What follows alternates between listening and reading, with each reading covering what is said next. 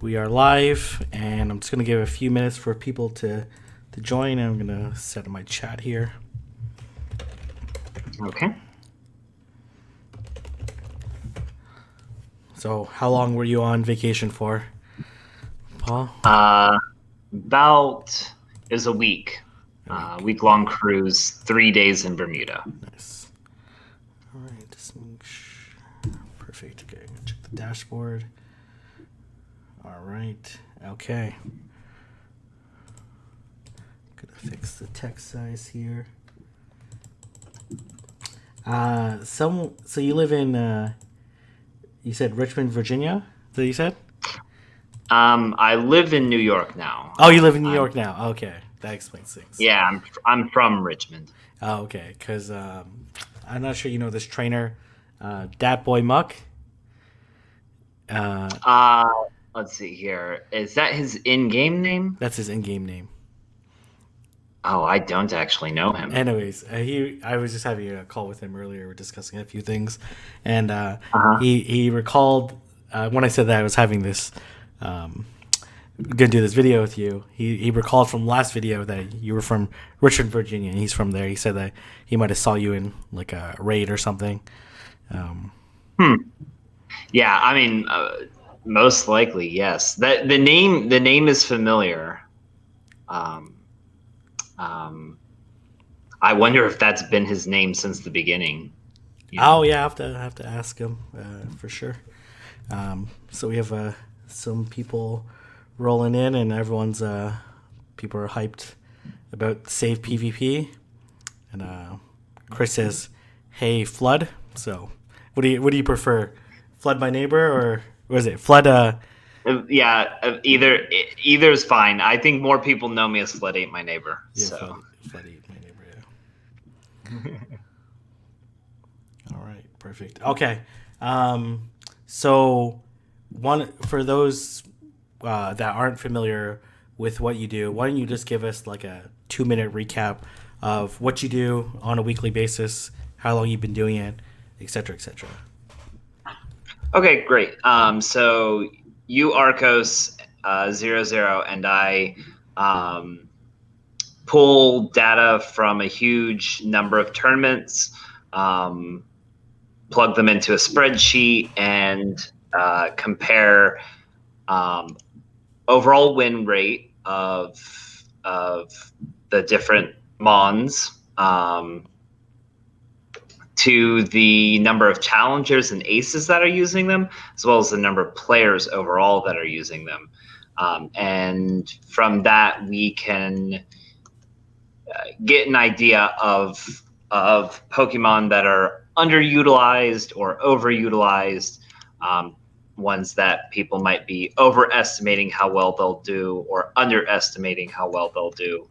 And it kind of gives just a more clear picture than just like, pulling up the number one player and seeing what his roster was and just duplicating it. Yeah, exactly. Diving a little bit more into the details and even segmenting it by ace and challenger versus non-ace or challengers to see whether or not there's, Pokemon that they prefer, Right. and whether or not they're utilizing it properly or not. So that sounds great. And so you've done this for pretty much all the cups, and the cup that we're talking about is the Jungle Cup, and how I kind of define the meta, or at least the categories of the meta. You may call them by different things. Is Sure. that for me the meta starts with Vigoroth, Yep. and then Noctowl.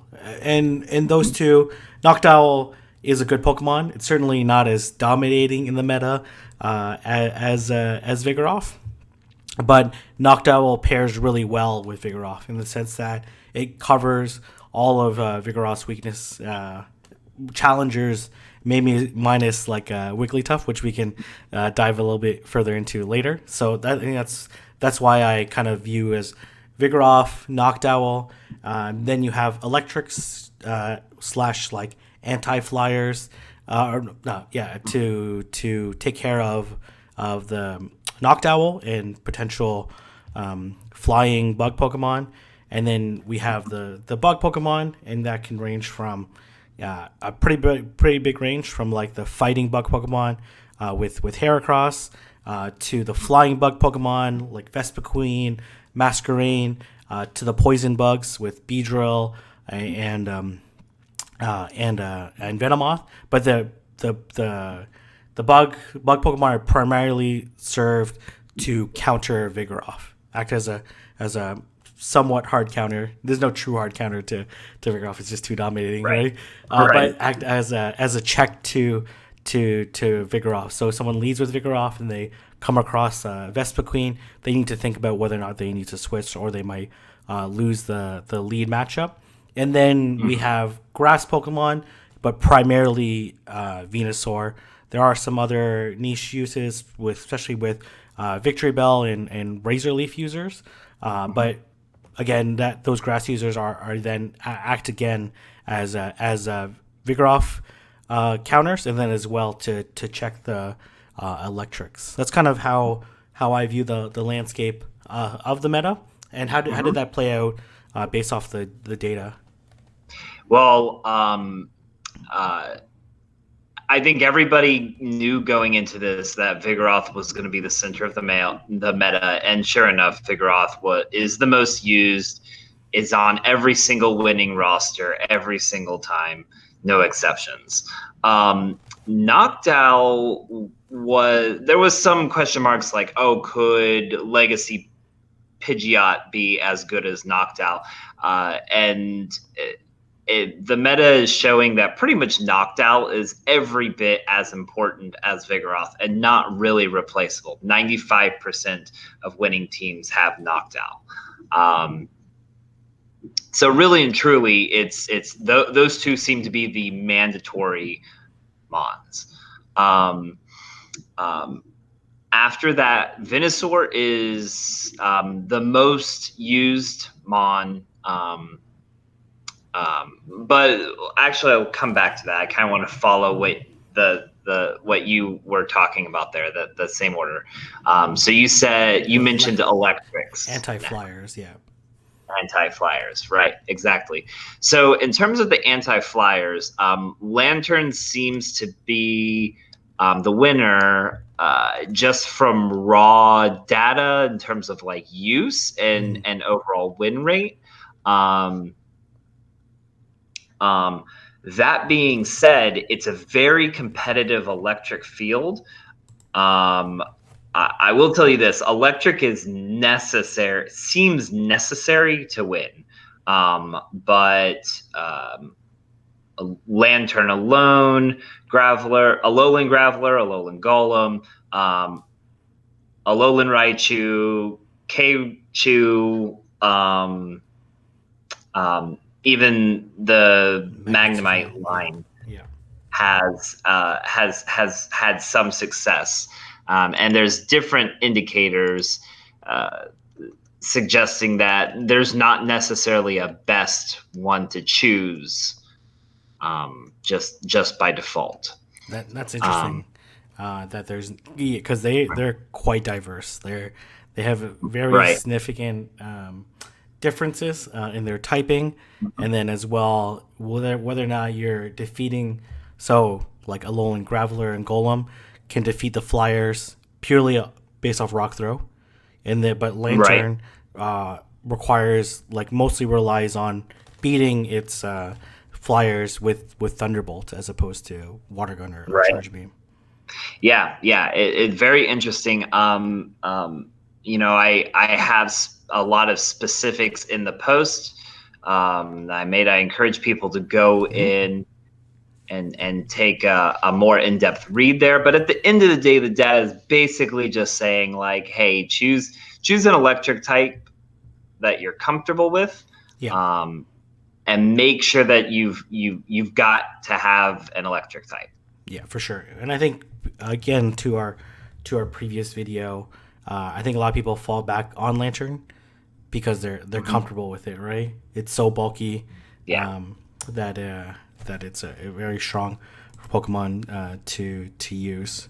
Okay, great. And then how about to the bug Pokemon? Yeah. Okay. So Heracross surprised me so much to the point where I thought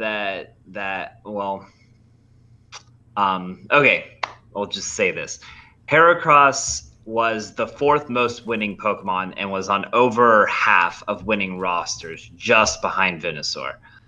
Um, Overperformance scores were the highest I have ever seen Oh wow. since we started using those metrics. Um, there was some talk that Heracross was the absolute best Vigoroth counter. Um, and some people were suggesting that Heracross was going to be a mandatory slot on everybody's roster. Um, um, and the data is showing that Heracross performed exceptionally well in the first week. Um, even better than Venusaur, because Venusaur, even though it was on more winning rosters, Venusaur was also used a lot more. Um, and it's like it's one thing if you play the lottery every single day for your entire life and you win, and it's a whole other thing if you play just Every other every day. once in a Yeah, while yeah. and you win. Yeah, no, absolutely. I think one comment people have, just so that people don't keep blowing up the chat, they want you to say Venusaur as opposed to Venusaur. Okay. So double E pronunciation. So Venusaur. But I think that makes, and that's actually really interesting to me because I did an early tournament, which I'm sure you saw in the data, and actually chose not to bring Heracross, which maybe hindsight was a mistake of mine. Just because I had like other Pokemon that I thought served similar purposes, some other bug Pokemon. So how did Uh-huh. the other bug Pokemon perform? So Vespiquen was exceptional amongst the other bugs, Fortress and Vespiquen. Mm. So Fortress being the most used of the bug Pokemon. Oh, Paul, did we lose you? Let me But just. did Oh, used much. Um, Go ahead. oh, sorry. I think we lost you for like the last like 7 seconds. Something Oh, about okay. Fortress. That Fortress being Okay. a bug Pokemon, and then Yeah, cut yeah, off yeah. there. Solid performer. But not didn't do as well as Heracross. And then Vespiquen, I actually went into specifically about her in my post that um, she Vespiquen is seems like you need to design your roster around her if you're going to use her, because overall her performance isn't that great. But if you look at just the largest tournaments, she's mandatory. Um, it, any tournament over 64, the winner has consistently had Vespiquen. Mm. Um, and so it seems like by running Vespiquen, you might be decreasing your chances of winning by a little bit in terms of sweeping your cup, but it's a high risk, high reward strategy because you potentially need Vespiquen to actually close out the tournament. So what that's about exactly, I can't tell you. I haven't watched the videos of those tournaments. Yeah. I could make a guess that maybe it had to do with Heracross's prevalence and success. Um, Certainly, yeah. um, I know one of the tournaments that I hosted in Dortmund, the winner ran Vespiquen, Vigoroth, Lantern, the entire tournament, 7 rounds, 120 people. Every single time he ran that exact same lineup, and Vespiquen certainly has a lot of pros and cons. Uh-huh. And I definitely saw in that strategy taking advantage of Vespiquen's bulkiness, and these were against he faced I think he faced one rival, like 5 challengers and 1 ace. So he had like an extremely tough path to winning that and going up against many of those people that he actually ended up facing in round of 5, the season 1 European champion. So he had a really, really tough lineup. And I could see in larger tournaments where Vespiquen might have some really good coverage. And again, if you run into the wrong lineup, then it can be really tough to win with Vespiquen. So Yeah. okay, and how about any of the other ones? So we talked about Heracross, Fortress, Vespiquen. I know there's some other niche bug Pokemon. I think the 2 other ones that people really considered were Scyther and Masquerain, and they're pretty similar in terms of their use. Mm-hmm. So Scyther did not end up on a single winning roster. Oh wow! Okay. And then Masquerain actually did end up on a few. And so Masquerain does have the potential to be a decent budget pick. It actually has the 6th highest Diamond in the Rough score. Oh wow! So it's very it's relatively underused, which helps boost that score. If it became more prevalent, then that score would likely go down. But it is very nice budget pick, especially for people who love to play. Those off the wall picks to throw their opponents off. That one does seem like a solid choice. Yeah, certainly, and if you run with the boost, can be a solid option. I think the only challenge I have with Masquerain is it doesn't fully beat Vigoroth, unlike the other bug Pokemon. I think the last bug Pokemon I want to talk about is if you have any data around Beedrill. Yeah, so Beedrill just straight up underperformed Venomoth we haven't even talked about Venom. Oh yeah, let's talk about Venomoth afterwards. I think so. We were blowing up in the chat talking about Venomoth. Beedrill was just a poor performer. It was used by almost exactly 1 in 6 players, and was on only 1 in 8 winning rosters. Oh wow, okay. So one of the biggest underperformers of this cup. People have generally been overestimating how useful it would be. It seems. And it has not lived up to most players' expectations. Yeah, and that's fair enough. How about Venomoth? So Venomoth, same story, slightly more use. It's funny because on the charts, they're both in each column. They're both number 11 and 12 all the way across. Same sort of thing. About the exact same amount of use. Actually used significantly more by challengers and aces over Beedrill, and even worse, elite underperformance rating.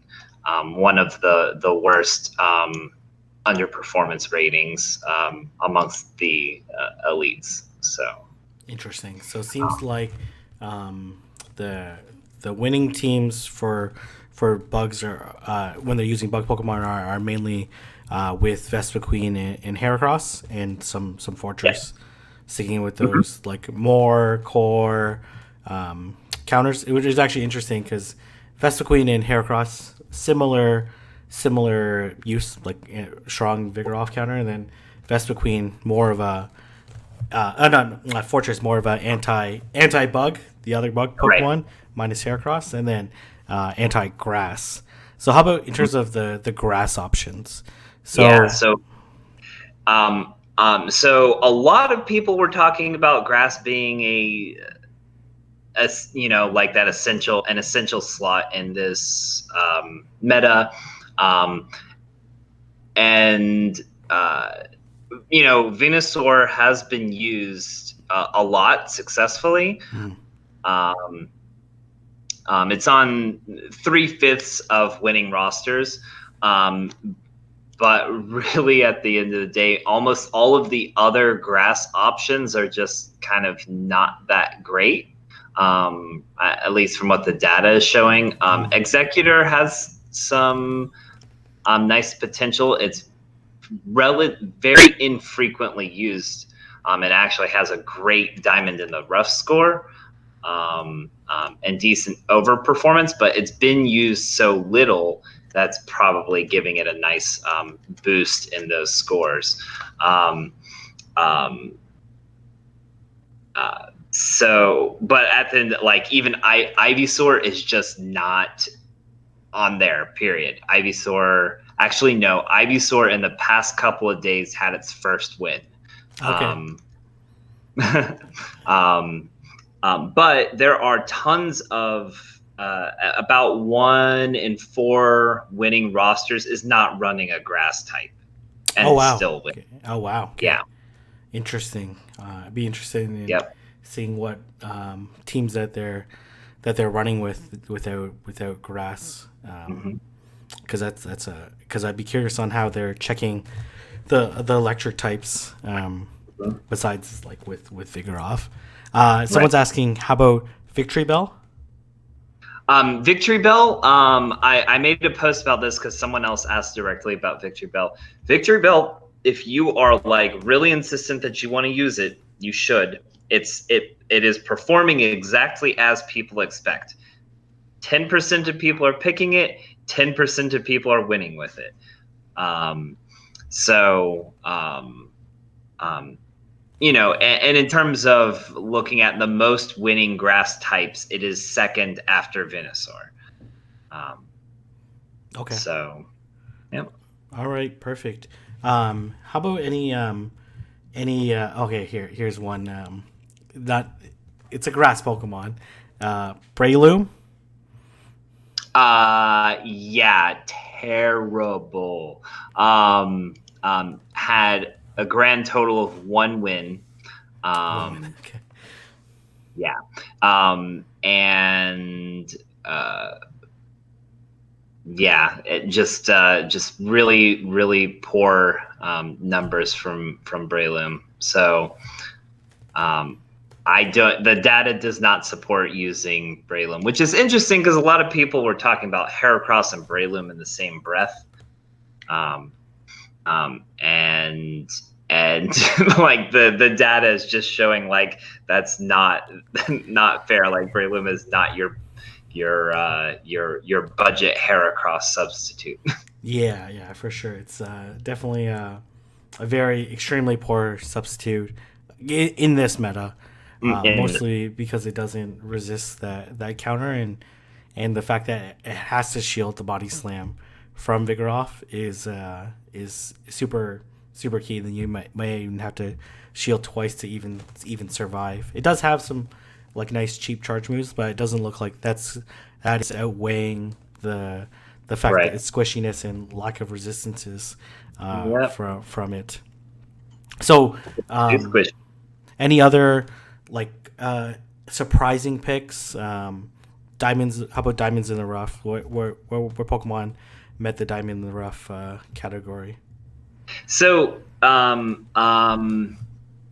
Ladian is undefeated um, Okay. in the tournament. It's been used by one player. He took it all the way to the top. So, um, um, Sceptile has some great numbers behind it too. I think the difficulty with Sceptile is really having the right team for it.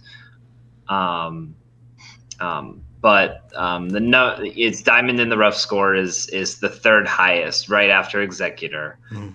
Uh, then we have things that are not even diamonds in the rough at the top of the list there. We got Heracross, Alolan Graveler, Masquerain, and Noctowl Vespiquen. So really, in terms of like, if you want something totally fringe that people are just not using, you're looking at running Ladian, Executor, or Sceptile, really. Okay, perfect. Someone's asking about Cradily. Let's see. What do I have for that? Yes. One tournament sweep um, being used by 4.2% of players. So really not promising numbers. Somebody I saw somebody mention um, like why not? It's such a fantastic generalist, and I rebutted to that. I was like, well, we already have a fantastic generalist, Yeah. which is Vigoroth. Yeah. Like we have a grade A generalist at the very center of the meta. So picking a downgraded generalist as well then you have two generalists. So there's not there it doesn't add any value to your team unless for some reason you can't bring Vigoroth. Yeah. Then maybe it's your best choice, Yeah, but certainly, and it's probably more of a generalist because of its typing as opposed to Vigoroth being a generalist because of its moves, mm-hmm. right? Which plays out in very different manner. So the I'm sure the question that everyone has on their mind: Alolan Graveler or Alolan Golem? Yeah. Which So the data is supporting Alolan Graveler over Alolan Golem. Um, um, so I couldn't tell you why exactly, but Alolan Golem is definitely being used more, and Alolan Graveler is winning more, which is usually a pretty strong indicator that Alolan Graveler is better. Um, um, that being said, I think I took a deeper dive and looked at again those big tournament sweeping rosters, and I believe I saw more Alolan Golems in the big tournaments. So it may be the same sort of thing as Vespiquen, yeah, where overall Alolan Graveler might be the better option, but in terms of those worst case scenarios, you would rather have the Alolan Golem. interesting. I'm glad that you make that disparity between the larger and the one larger tournament win percentages and Right. the overall, because I certainly think that the factors and environments and perhaps the players that you're going up against maybe a little bit different in those larger tournaments.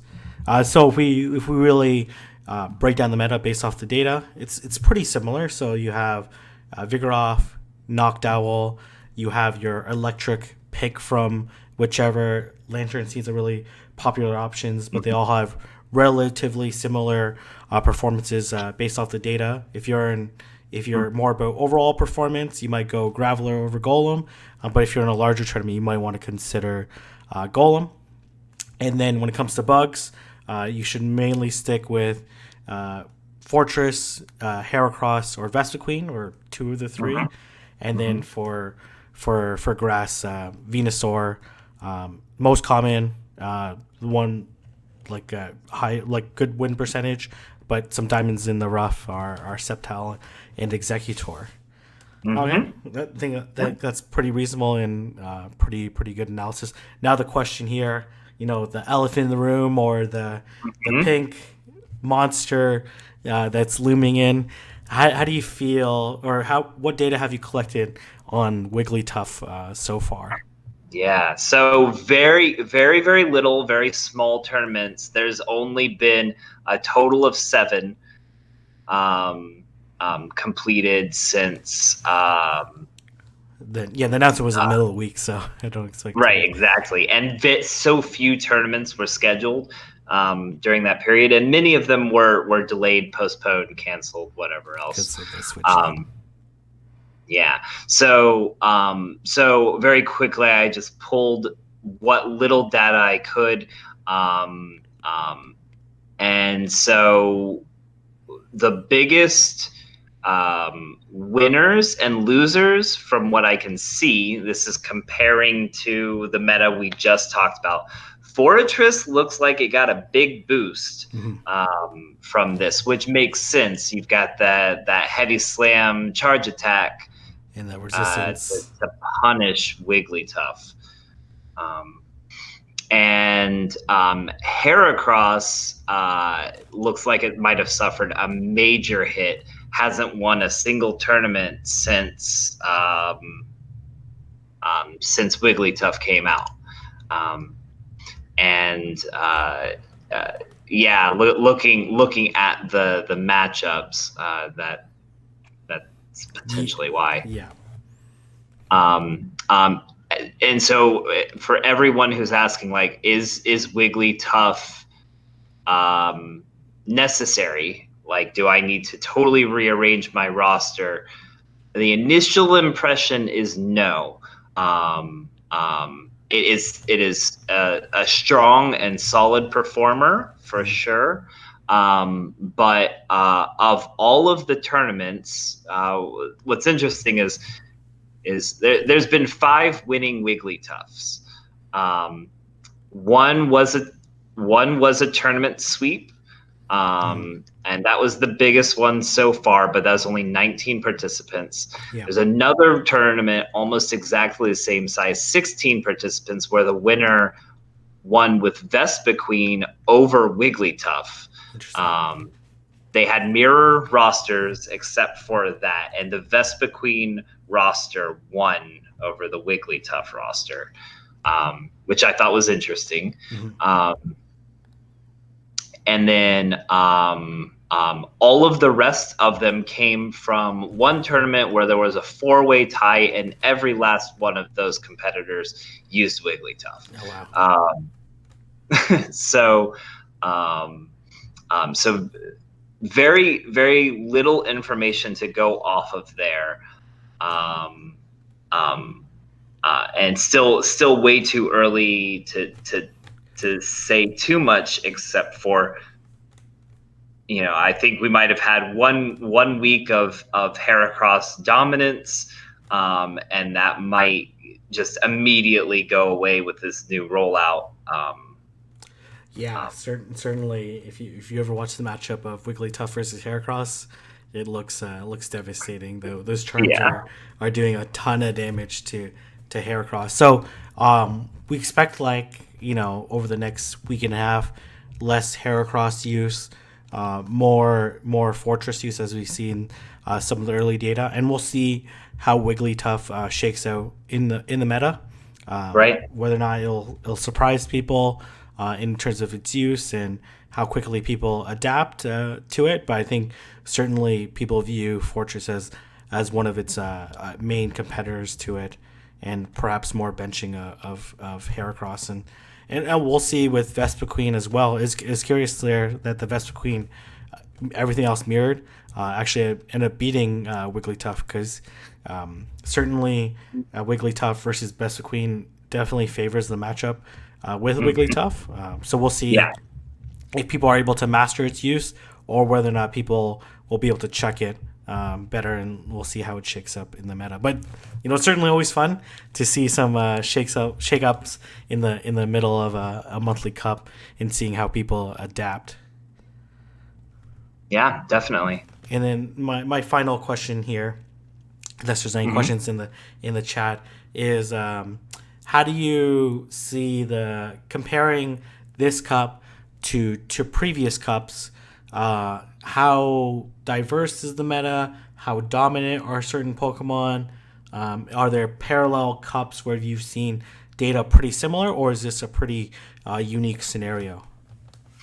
Yeah. So this cup, I would say, is the most similar data wise to um, what was that?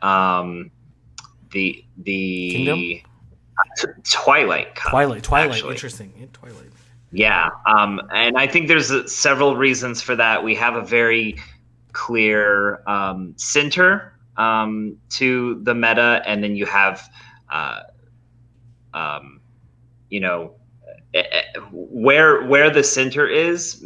I think makes a big difference, right? Because if you look at like Boulder Cup, for example, you've Hmm. got Skarmory, and Skarmory was like the best counter to a whole slew of really good Yeah, absolutely. Wishcash Pokemon. and Marcy. Um, um, versus in the Twilight Cup, you had Toxicroak, which was the counter to just a few um, Pokemon that were extremely powerful, which were the Poison Darks, Yeah. and Toxicroak being by far the best answer to them. But the meta still centered around Toxicroak, countering just a relative few really strong options. And so the data kind of looks similar to that with um, Vigoroth being able to do very, very well against several of the really strongest Pokemon in the meta and not having too many um, or like zero hard Zero. counters. Yeah. Like Which is unique. right, and Unique. so yeah, this meta is most like I would say most like the in terms of looking at the data, it looks the most like Twilight Cup, um, where you have lots of options in terms of how you can build, and you can go double here, double there. You can leave something out and have a viable roster potentially.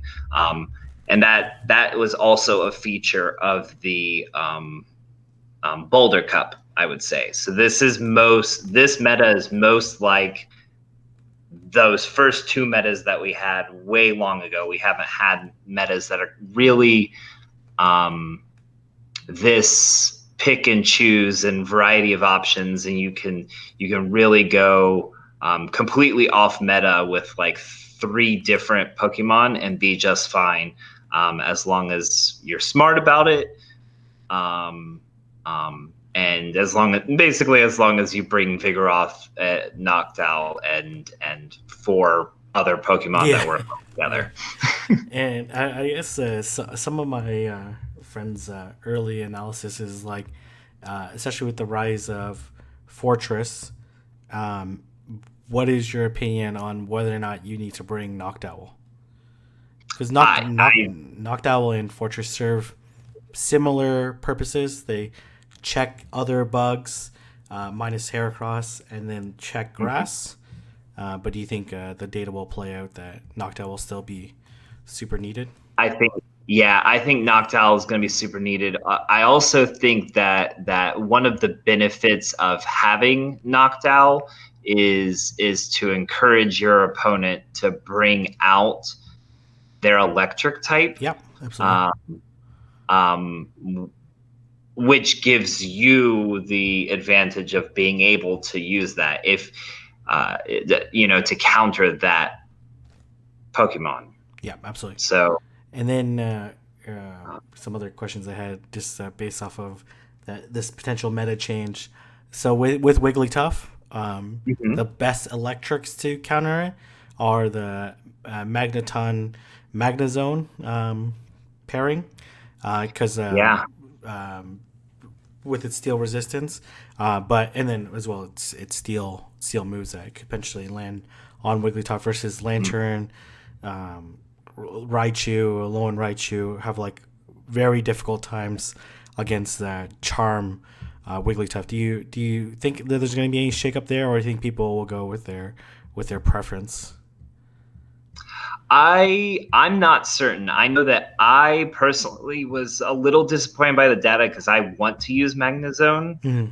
Uh, um, So I do think that this shakeup is nice because I think it'll give players the opportunity to use Magnezone. I don't think it's going to actually oppress the other electrics out, but rather just create additional space for Magnezone. All right, perfect. I think that sounds great. A lot of really great insights as always, Paul. Thank you very much. So, where can people find you on Reddit, on your weekly posts, anywhere else they can find you and contact you? I let's see here. I am on Discord. You can reach me on Discord at Paul 2457. Um, and you can catch me in game. All right, perfect. And thank you very much, and thank you everyone that joined, and I appreciate your insights. Look forward to the next post. Yes, indeed. Thank you.